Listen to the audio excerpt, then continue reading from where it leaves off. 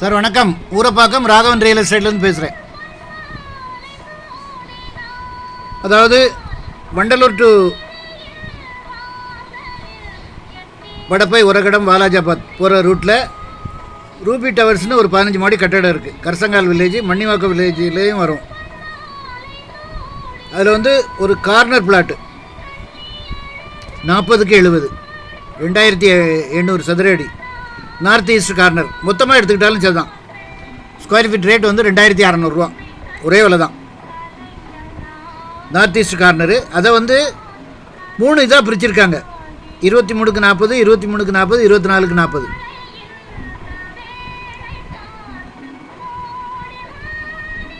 அந்த ரூபி அப்பார்ட்மெண்ட்லேருந்து கரெக்டாக ஒரு 500 மீட்டருக்குள்ளே வரும். மொத்தம் 2800 ஸ்கொயர் ஃபீட்டு.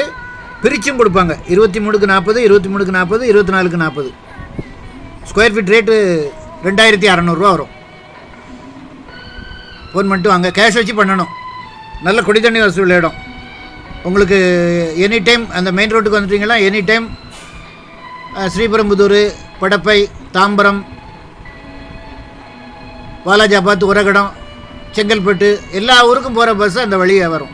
6 வே லைன்னு சொல்லுவாங்க. அதாவது எங்கள் சேனலில் எடுத்து போடுறது எல்லாமே நாங்கள் ஒரு தங்க நிகர் ப்ராப்பர்ட்டி தான் போடுறோம். இடம் வாங்கினீங்கன்னா ஒரு மரம், செடி, கொடிகள் வைங்க.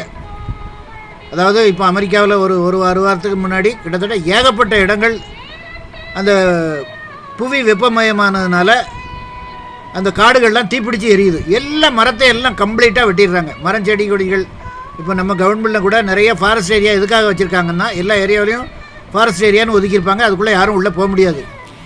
இந்த மழை பெய்யறதுக்காக அந்த காட்டை உருவாக்கியிருக்காங்க. அதனால் தயவு செய்து ஒவ்வொருத்தரும், நம்ம தனி மனுஷன் ஒவ்வொருத்தரும் நம்ம வீட்டில் எவ்வளோ இடம், இப்போ இந்த 2800 சதுர அடியில் ஒரு 15 தென்னை மரம் வைக்கலாம், ஒரு 10 வாழை மரம் வைக்கலாம், கொய்யா, சப்போட்டா, வீட்டுக்கு தேவையான காய்கறிகள் எல்லாமே போடலாம். தயவு செய்து அதை கடைப்பிடிங்க.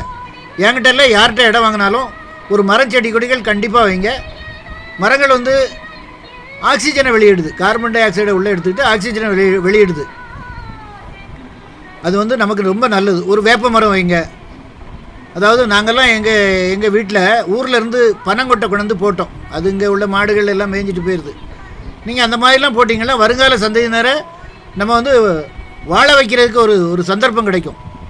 அதாவது காய்கறிகள் பயிரிடும்போது அதை வீட்டில் உள்ள தாய்மார்கள் அதை கல்டிவேட் பண்ணி அது அதனுடைய பலனை அனுபவிக்கும் போது அதில் இருக்க சந்தோஷம். நீங்கள் ஒரு 10 பவுன் செயினை வாங்கி கொடுத்தா கூட அவங்களுக்கு அந்த திருப்தி வராது.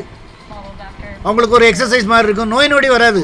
இந்த காலத்துலலாம் 40 வயசுலேயே குனிஞ்சிடுறாங்க. வேலைக்கு ஆள், எல்லாத்துக்கும் ஆள், துணி துவைக்கிறதுக்கு ஆள், எல்லாத்துக்கும் ஆள். அதனால் பெண்களுக்கு கொஞ்சம் வீட்டு வேலை செய்யணும். அப்போ தான் அந்த உடல் கெதியாக இருக்கும், நோய் நொடி இல்லாமல் இருக்கலாம். ஆஸ்பத்திரிக்கு, அதாவது ஒரு பழமொழி சொல்லுவாங்க, வைத்தியனுக்கு கொடுக்குறது வாணியனுக்கு கொடுங்கம்பாங்க. அதனால் முறையான சாப்பாடு சாப்பிட்டு முறையான வேலைகள், எக்ஸசைஸ் செஞ்சால் நம்ம வாழ்க்கையில் நல்லா இருக்கலாம்.